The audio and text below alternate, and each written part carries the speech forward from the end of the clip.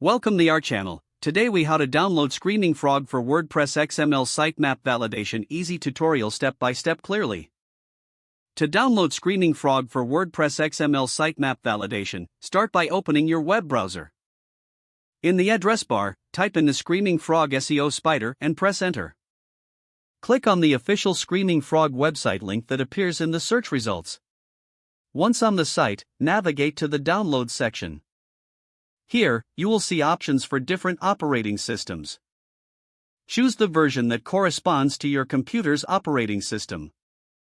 For Windows users, click on the Windows download link. For Mac users, select the Mac download option. After clicking the link, your download should begin automatically. If not, look for any additional prompts or buttons to initiate the download. Once the download is complete, locate the installation file in your Downloads folder. Double-click the installation file to start the installation process. Follow the on-screen instructions to install Screaming Frog on your computer. After installation, launch Screaming Frog from your Applications or Programs list. To validate your WordPress XML sitemap, first, find the URL of your sitemap. Typically, this can be found at yourdomain.com/sitemap.xml single quote. Copy this URL to your clipboard.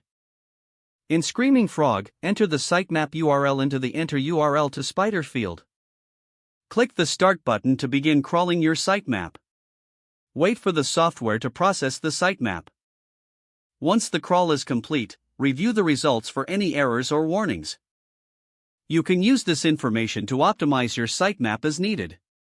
To save the results, navigate to the File menu and choose the option to export the data. Select the desired format for your export and save it to your computer. You have now successfully downloaded Screaming Frog and validated your WordPress XML sitemap. Enjoy improving your website's SEO with these insights. If the page does not load, refresh the browser or try again in a private or incognito window. Make sure you are using the correct email address, then retype it carefully to avoid small typos.